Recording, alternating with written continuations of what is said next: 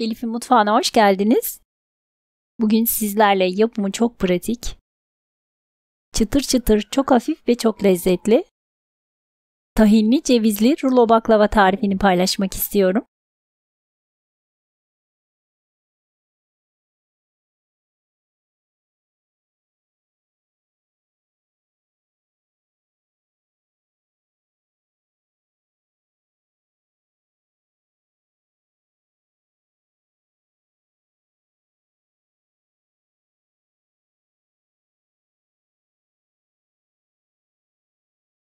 Öncelikle şerbeti hazırlayalım. Tencereye 3 su bardağı şeker, 3 su bardağı suyu alalım.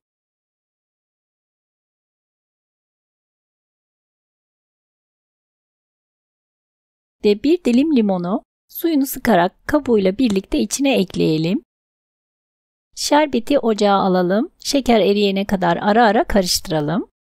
Kaynamaya başladıktan sonra orta ateşte 10 dakika kaynatıp ocaktan alalım ve şerbetimizi soğumaya bırakalım. Daha sonra 150 gram tereyağını eritelim. Ocaktan alalım ve üzerinde oluşan köpükleri videoda gördüğünüz gibi tüm köpükleri kaşıkla üzerinden alalım.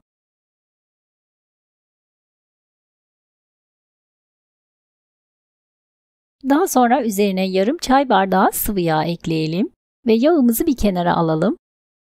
İç harcı için 2 su bardağı yaklaşık 200-250 gram kadar iri çekilmiş cevizi bir kabın içerisine alalım. Üzerine 1 su bardağı yani 200 gram tahini ekleyelim.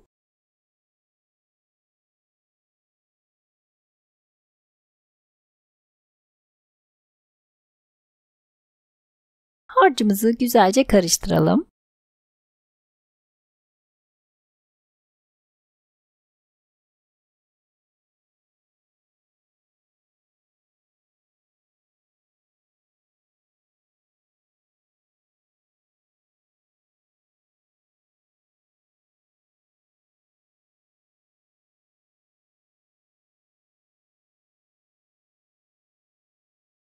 Bir paket hazır baklavalık yufkayı açalım. Üzerini temiz nemli bir bezle örtelim. Kullanacağımız kadar yufkayı içinden alıp tekrar kalan yufkayı her defasında örtmemiz gerekli. Bir adet yufkayı tezgahın üzerine serelim. Tereyağı ve sıvı yağ karışımından fırçayla biraz üzerine sürelim.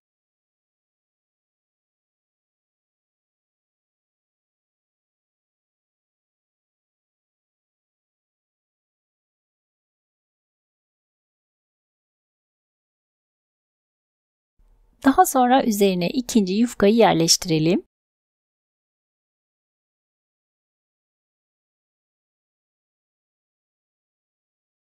İkinci yufkayı da yine yağlayalım.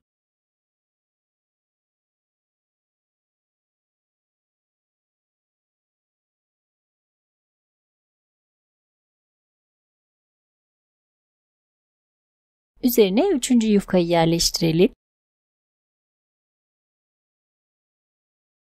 Tekrardan üzerini yağlayalım.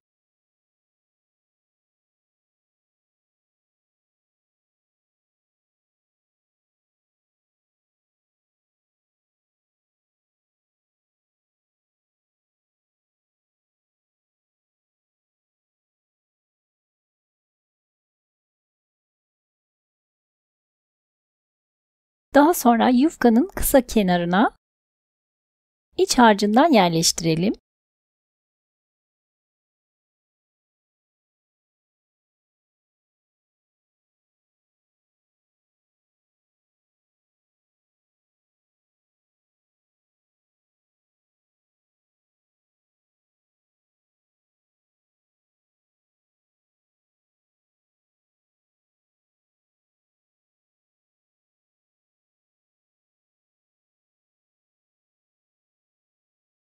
Daha sonra tatlımızı rulo şeklinde saralım.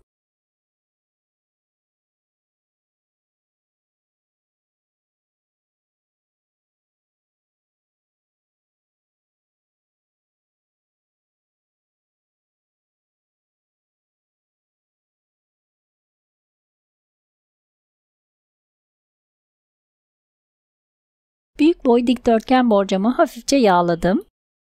Sardığımız tatlıyı üzerine yerleştirelim.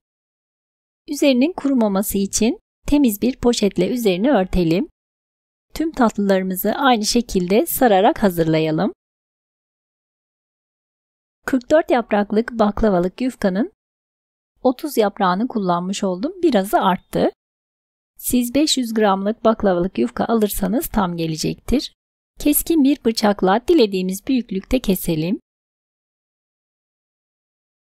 Keserken üzerine bastırdığımız için şekli biraz bozulabiliyor. Tekrardan şeklini parmaklarımızla düzeltelim.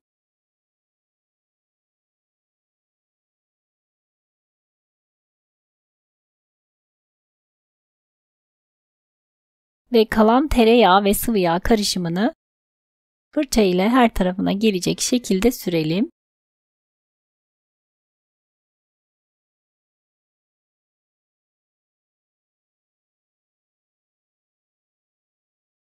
Videoda gördüğünüz gibi yağın dibinde kalan ayranımsı kısmı mutlaka ayıralım. Tatlının üzerine sürersek tatlımızı yumuşatacaktır. 175 derecelik ısınmış fırında üzeri kızarana kadar yaklaşık yarım saat kadar pişmeye bırakalım. Üzeri kızaran tatlımızı fırından alalım. Ve ilk sıcağının çıkması için 5 dakika kadar bekletelim. Daha sonra sıcak tatlının üzerine soğuk şerbeti gezdirelim.